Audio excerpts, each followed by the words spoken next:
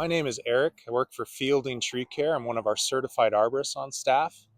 I'm a sales representative, been with the company for about 10 years now, and I'm just here to talk about one of my favorite trees that doesn't do so well in Colorado, but we all love it. It's called red maple. Its Latin name, Acer rubrum. It is a hardwood tree native to basically everything east of the Mississippi. It thrives in soils that are rich in nutrients, deep, lots of moisture, and aren't alkaline. Everything I just said is not Colorado.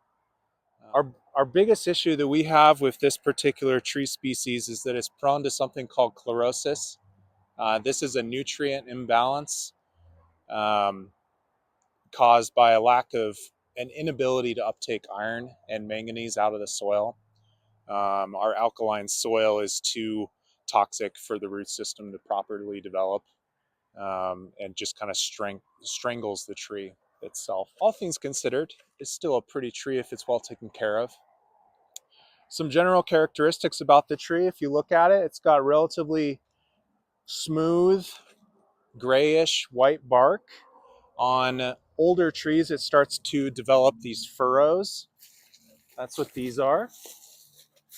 I'm actually technically standing beneath a autumn blaze maple, which is a hybrid of red maple and silver maple, but it gets its beautiful color from red maple, so that's why we're looking at it today.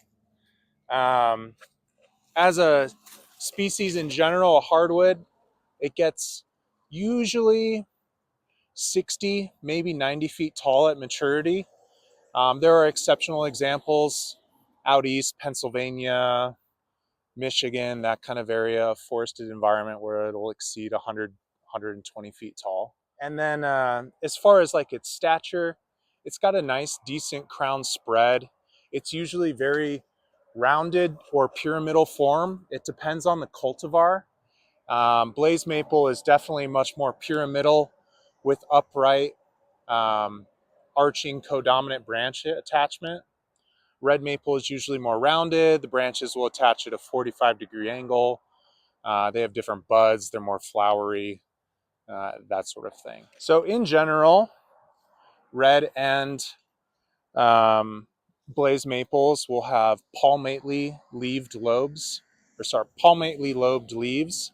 They're generally either 3 or 5.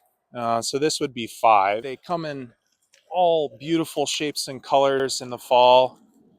You get mottled brown, you get some more red with brown and yellow, magenta, kind of a boring green. But they also are beautiful underneath. They got these red veins of leaves, which in the summer that would be green, and the leaf margin would be green, and then if it was chlorotic, it'd be yellow. So one of the issues I mentioned earlier was chlorosis. This is caused by a variety of factors in Colorado, but one of the main ones is girdling roots. And this stems from poor planting, usually because we get all our trees from a nursery and they're in a pot, and it's like the best growing conditions the tree has ever experienced. The roots start to circle around each other. It's sent off to a homeowner and they just dig a hole and put it in the ground. You fast forward about 10, 15 years, and those roots that were circling in the pot are circling around the trunk, and it actually acts like a big tourniquet and starts to choke off the nutrients and the transfer back and forth from root to crown, and that can develop chlorosis. Some of the most common cultivars of red maple include the following. You've got red sunset, you have Frank's red maple. I have one of those at my house. You have Northwoods maple, you have Armstrong Gold, October Glory, Autumn Blaze maple. That's what this one is. One of the main reasons that red maple is so attractive to people is the fall color, and that's why a lot of cultivars have been developed, was for different reasons. One of the ones that I mentioned, Armstrong Gold maple, is more tightly fastigiate. That means it has a columnar form. It would be like this kind of shape, like a very tight teardrop. The tree behind me will definitely be more of a pyramid. It'll get at maturity probably 75 feet tall and 40 feet wide. Whereas Armstrong Gold of the same size in terms of age would be like 15 feet wide and 50 feet tall.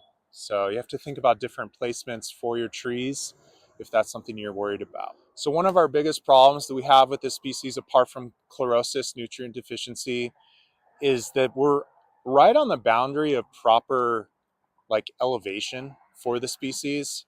Where it is native, it really only thrives below 3,000 feet. We're a different climate, but it's adaptable to many soil conditions. And so it seems to do pretty well in the Denver metro area as long as you feed the root system properly. But with that, we get a weather imbalance in spring. It's usually in the result of a polar vortex. Something comes down out of Canada, and we get temperature swings that go from a nice, beautiful day like today, where sure it's October or I guess November, and it drops from 50 down to negative 10 or 10 degrees outside in March. Um, Red maple typically flowers in March, and as a result, it just wouldn't produce any fruit, but it can also stunt its bud break and leaf development. If it's a harsh enough freeze that happens in April, say like the first or second week of April, that's usually during leaf emergence. You might have significant crown dieback. Actual branches will die back, and then the bud development from the tree will be from what's called the internode. So if you come look at it really fast, I'll explain where that would be. Um, these are the various buds. They are arranged on the twig in what's called opposite form. Maybe find a better one. So they're in the plane here, and then the next set is in plane here, and then that way, and then that way, and then that way. The internode is the section between leaf buds themselves. So if we have frost damage, it'll emerge from between that point. And it's very stressful for the tree. So that's something to watch out for when you're looking at your trees in the spring and you're like, my gosh, it's not leafing out. Well, it probably had frost damage, and it's something we can work to address via plant health care services.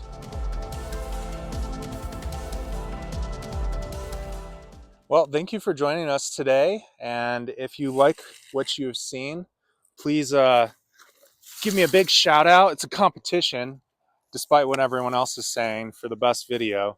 I hope I introduced some good humor, and I hope you learn to enjoy all that autumn blaze maple and red maple family has for you. Thank you.